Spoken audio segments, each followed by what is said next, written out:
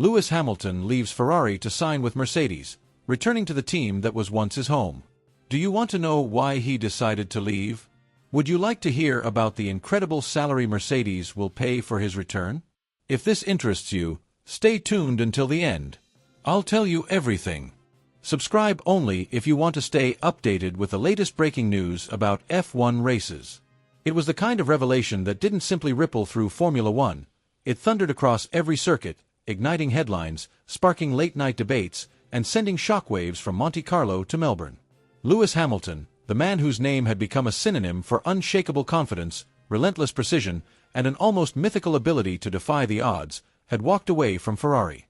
The move that had once been painted as a destiny-laden alliance, the champion in scarlet, ready to carve his name into the history of Maranello, had dissolved under the weight of clashing egos, suffocating politics, and mounting pressure.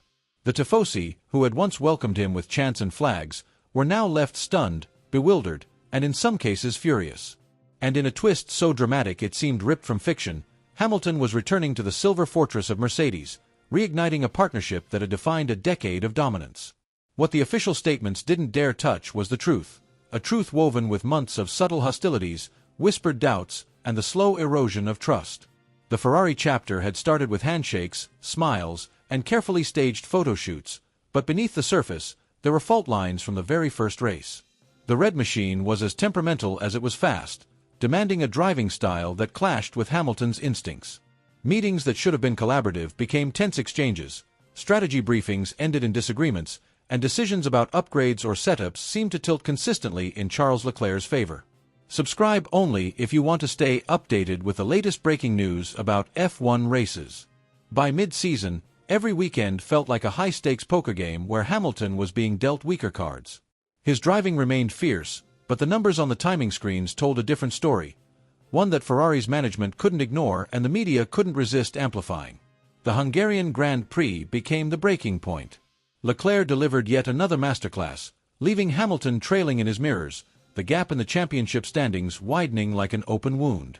To the outside world, it was just another race. Inside Ferrari, it was an unspoken verdict. After the race, the atmosphere in the hospitality suite was thick enough to cut. Conversations were hushed, eyes averted. Hamilton, still carrying the weight of the afternoon on his shoulders, walked the narrow corridor towards the driver's area when Frederic Vasseur stepped into his path. There was no preamble, no sugarcoating. His voice, calm but edged with cold steel, carried words that would stick like a splinter under the skin. A driver of your reputation cannot be trailing your teammate like this at this stage. It wasn't feedback. It was a quiet condemnation. And worse, it was said with others within earshot, ensuring that the sting of humiliation was immediate and public. Hamilton had endured jeers from hostile crowds, relentless tabloid speculation, and brutal title fights, but this was different. This was a dismissal of his standing, a suggestion that the man who had once been the benchmark was now the one being measured, and found wanting. It hit harder than any defeat because it came from within his own camp. What Vasseur didn't realize was that Hamilton had already begun to sense the drift. The body language in engineering meetings, the subtle changes in tone from certain senior staff, the way resources seemed to gravitate towards Leclerc's side of the garage, it all painted a picture that was becoming impossible to ignore. And in the shadows of the paddock, Mercedes had been watching. Quietly, discreetly, but with intent. Subscribe only if you want to stay updated with the latest breaking news about F1 races. Old allies from Brackley reached out in ways that seemed casual but were anything but. A meeting in a quiet hotel lounge after a rain-delayed qualifying. A late-night phone call disguised as a friendly check-in. Hints dropped about the W16's development, about how its balance, downforce, and tire wear were being fine-tuned with a certain driving style in mind, his. They spoke of a leadership void since his departure, of engineers eager to work with him again, of a culture where his voice would not just be heard, but trusted implicitly. The more Hamilton listened, the more the scales tipped. Ferrari had been a dream dressed in red, but dreams can sour when the walls close in and the smiles turn into silent accusations. Mercedes wasn't just offering him a seat, they were offering him control, respect, and the chance to write his own ending, not the one others were scripting for him. The decision didn't come overnight, but once it formed, it solidified like steel. The moment Hamilton signed the papers, the paddock didn't just feel a shift, It felt an aftershock that would ripple into every race, every rivalry, every late-breaking battle of the season to come. And though Ferrari might frame it as a clean break, those who knew the real story understood it was anything but. This wasn't a departure, it was an escape. Subscribe only if you want to stay updated with the latest breaking news about F1 races. The tension in that overcrowded press room was almost physical, the kind that makes the air feel heavy and every movement deliberate. Lewis Hamilton, a man whose career had been built on lightning reflexes on track and impeccable control off it, sat in front of the microphones looking as if the weight of the entire season had finally settled on his shoulders. He wasn't radiating that quiet authority he was known for. There was no trace of the subtle smirk he often used to disarm a tough question. Instead, his gaze was locked downward, almost as though he could retreat into the grain of the desk. His hands rested loosely in front of him, the kind of posture that screamed fatigue rather than focus. The sharpness in his voice, that familiar cadence of confidence, was gone, replaced by a restrained monotone that made even short answers feel like they were costing him something.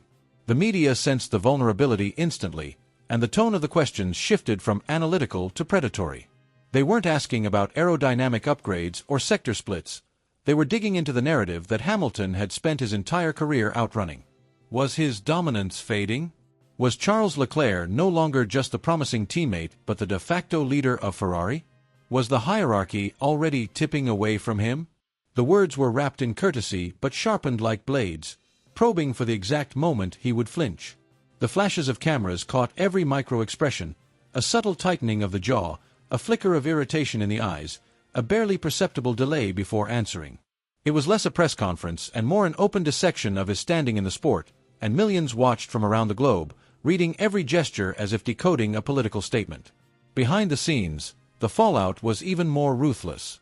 In private meeting rooms at Maranello headquarters, senior voices who had once championed his arrival began to reassess the cost of the Hamilton experiment.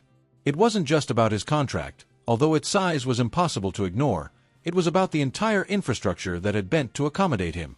The marketing campaigns, the public relations strategies, the internal political balance, all of it had been recalibrated around his presence.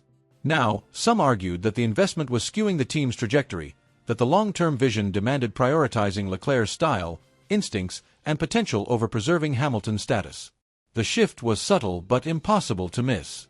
Feedback from Hamilton, once treated as almost sacred, was now met with polite nods and quiet second-guessing.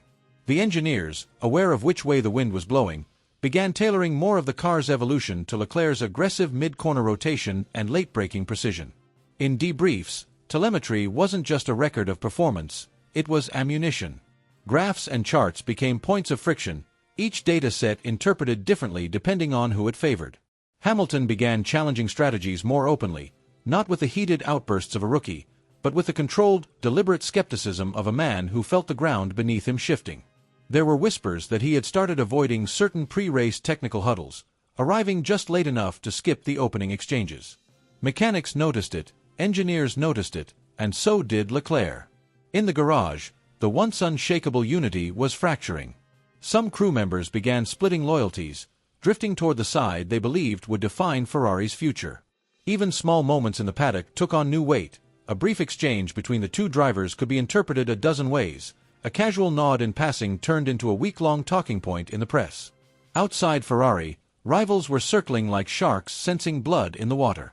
Team principals from Mercedes to Aston Martin to Audi began quietly testing the waters, sending out discreet feelers to gauge Hamilton's mindset. Some saw the opportunity to lure him back into a leadership role elsewhere. Others wanted to exploit the distraction within Ferrari to gain an edge on track.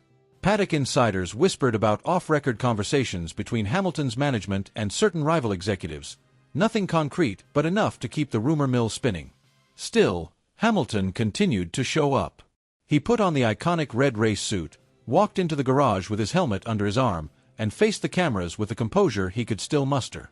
But for those who knew how to read the signs, the slightly slower stride, the clipped answers, the colder atmosphere between the two sides of the garage, it was obvious.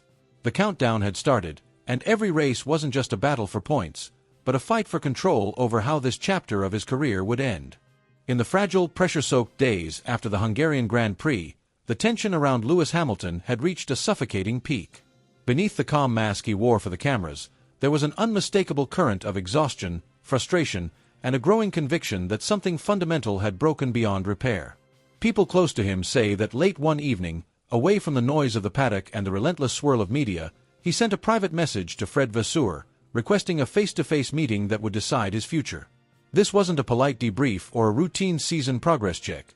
It was an unflinching confrontation about whether he wanted to spend another race, another qualifying lap, or even another practice session under the prancing horse banner. Witnesses to that meeting describe Hamilton's tone as ice-calm but razor-sharp, with words chosen like precision strikes. He didn't circle the issue, didn't ask for reassurance. He challenged the very premise of staying, and by the time the meeting ended, the question of leaving wasn't hypothetical anymore. It was an inevitability waiting to be signed. When the decision came, it didn't explode like a scandal. It dropped like a controlled detonation that everyone in the paddock felt in their bones. Without fanfare, Hamilton triggered a rarely touched clause buried deep in the architecture of his Ferrari contract, a legal escape hatch that allowed him to walk away immediately under conditions deemed extraordinary. The true wording remains locked behind legal walls, but insiders who've seen fragments of the discussion paint a vivid picture. Months of relentless strain, a slow-burn exclusion from core decision-making, and the gnawing awareness that his influence within the team was being deliberately eroded. It wasn't one dramatic betrayal. It was a slow, calculated sidelining that stripped away the joy of racing and left him questioning his very place in the project. A long-time Ferrari engineer summed it up bluntly: he wasn't driving for them anymore, he was surviving for them. The paddock hadn't even finished processing the shock before another name entered the frame, one tied to Hamilton's greatest era. TOTO Wolff, sharp-eyed and ever-calculating, had been quietly studying the cracks in the Ferrari-Hamilton partnership for months. He'd read the tension in Hamilton's posture, the guardedness in his interviews, the lack of easy smiles in the garage. When news of the resignation crossed his desk, he didn't wait for the dust to settle. He acted, not with agents or intermediaries, but with a direct call, one leader to another. Sources say the conversation wasn't dressed up with marketing slogans or nostalgia. It was stripped down to its core, an invitation to start again, to fight again, to reclaim the part of Hamilton that Ferrari had smothered. The offer on the table wasn't dripping in excess. Around $20 million, a fraction of his peak salary, but Wolff didn't need to lure him with figures. What he promised was far more valuable to a competitor on the edge of reinvention: influence, trust, and the kind of unity that couldn't be manufactured in a boardroom. It was a seat in a car that might not be the absolute fastest on the grid, but would be built around his voice, his instincts, his way of racing. Wolff framed it not as a safe landing, but as a battlefield where Hamilton could prove, to his critics, his rivals, and himself, that he wasn't a fading champion. He was still dangerous. Behind closed doors, Wolff's timing was surgical. He knew other teams would soon circle like sharks, offering flashier sums and vague promises, but he also knew there was something unspoken between them, unfinished business. Without saying it outright, he reminded Hamilton of the years they'd dominated the sport together, of the impossible comebacks, of the way they'd thrived in the face of pressure. It wasn't nostalgia he was selling. It was the reminder that their best work had always been born from high-stakes adversity. As whispers of their renewed alliance began to leak through the paddock grapevine, the reactions were split. Some saw it as a calculated risk from both sides, others as a rallying cry that Hamilton still intended to shape the sport's future. For Lewis, it wasn't just about the next race or the next championship fight. It was about reclaiming control of his story, dragging it back from the suffocating grip of a chapter that had threatened to define him. And for Wolff, it was about making sure that when the next great comeback in Formula One was written, the first page would have Hamilton's name in silver, not red. The agreement between Hamilton and Mercedes didn't just rattle Formula One, it detonated through it like a controlled explosion, sending fragments of shock and excitement into every garage, media room, and VIP suite from Silverstone to Singapore. This wasn't a quiet strategic pivot or a polite nod to nostalgia. It was a high-stakes, bare-knuckle play that bulldozed the carefully scripted future Mercedes had been building for more than a year. Kimi Antonelli, the prodigy they'd been parading as the face of the next generation, had been on a fast track to the top. Every junior category he touched turned into a showcase of raw speed and composure beyond his years. The sponsors loved him, the press celebrated him as a symbol of renewal, and the team itself had been feeding the narrative of a young lion ready to inherit the crown. And then Toto Wolff flipped the table. The decision to pull Antonelli out of the seat and replace him with Lewis Hamilton was more than a driver swap. It was a statement screamed across the sport. It was the kind of move that doesn't just alter the competitive landscape, it rewires the entire emotional temperature of the season. Hamilton wouldn't be warming the bench or easing in at the start of next year. He'd be taking control of the car immediately, debuting at Zandvoort, a track as relentless as the sea wind that lashes its banks, in front of Verstappen's orange-clad fortress of fans.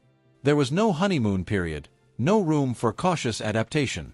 Mercedes was putting him in the fire, betting everything that his relentless instinct, hard-earned experience, and ability to conjure lap time from nothing could snap them out of a season that had been slipping into mediocrity.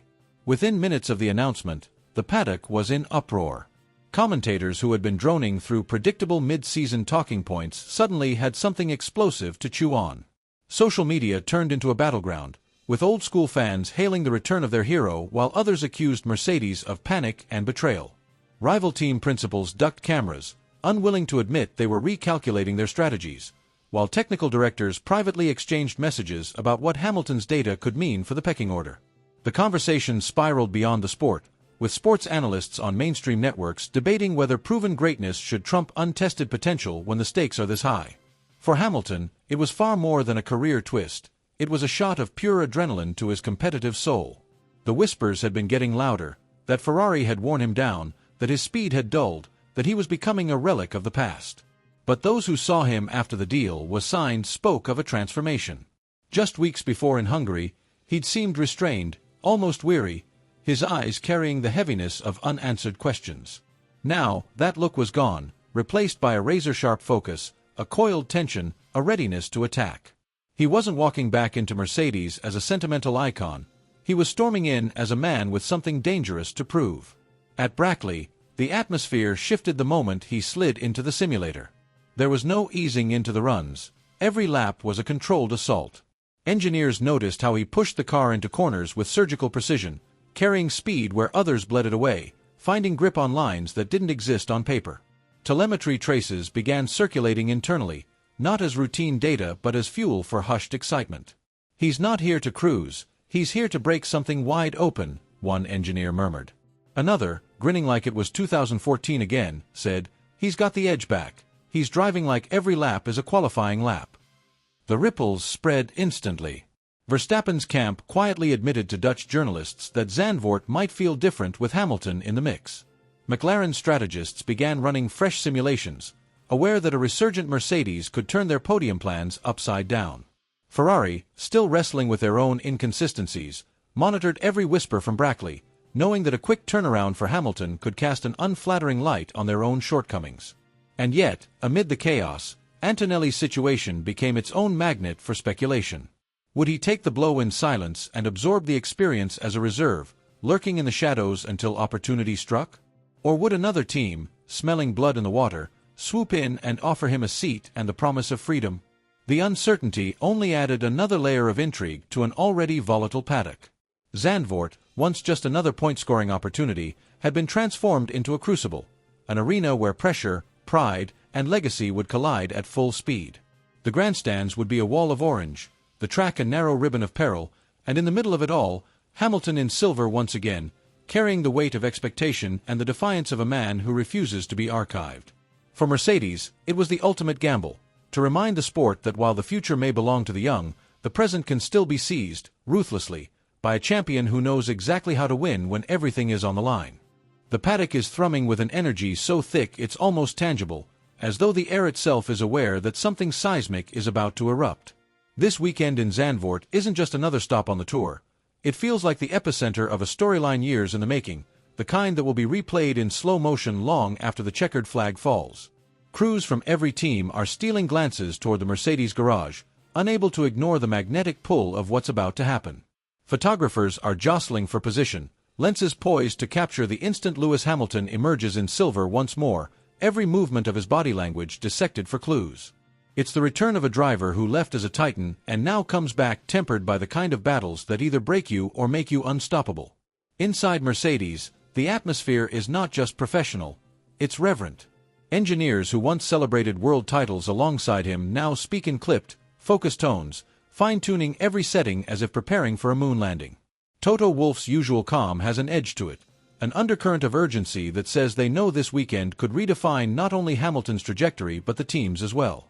Even the most seasoned mechanics, men and women who have lived through countless race day dramas, are moving with an extra spark in their step. They understand the symbolism. The prodigal champion, the man who wore their colors through an era of domination, is strapping back in. Over at Ferrari, the mood is far more fractured. Leclerc, who was once heralded as Hamilton's perfect foil in a partnership designed to crush the competition, is now carrying the burden of explaining why it all unraveled. The press can smell the tension, their questions sharpened like blades, probing for details of internal disputes, strategic disagreements, and the quiet moments when trust began to erode. In private, Ferrari's leadership is grappling with a blow to their prestige, understanding that Hamilton's departure doesn't just leave a seat empty, it leaves a narrative void they can't easily fill. Their PR team works overtime to redirect attention toward their future goals, but the truth is unavoidable. The storyline everyone wants to follow is wearing a silver race suit, not a red one. Hamilton, for his part, isn't dwelling on the wreckage of the past. The months in red have become a kind of forge, burning away distractions and leaving only the essence of who he is as a competitor. He's not thinking in terms of redemption, he's thinking in terms of conquest. The Mercedes he's stepping into is more than a car, it's a weapon, one he intends to wield with precision. He knows that every rival on the grid, from the veterans who've clashed with him before to the young guns who've grown up in his shadow, will be watching every turn of his wheel. And that's exactly how he wants it. Beneath the chaos of media scrums and sponsor obligations, he feels the gravity of what's coming. That first roll out of the pit lane will be a declaration, not a warm-up. The howl of the power unit will slice through the Dutch air, carrying with it a message to Verstappen, Norris, Leclerc, and every other contender. He's not here to blend in, he's here to dominate. Every radio call, every micro-adjustment to the steering, will be part of a performance designed to remind the sport that the man in the silver cockpit is still capable of bending destiny to his will. And somewhere in the back of his mind, as the orange sea of Verstappen supporters roars from the grandstands, Hamilton will feel that familiar chill, the one that comes not from fear, but from knowing he is about to step into a fight that will test every fragment of his skill, instinct, and resolve. The difference now is that he's not chasing the ghosts of his past. He's writing a chapter so volatile, so charged with possibility, that the entire world will have no choice but to watch it unfold.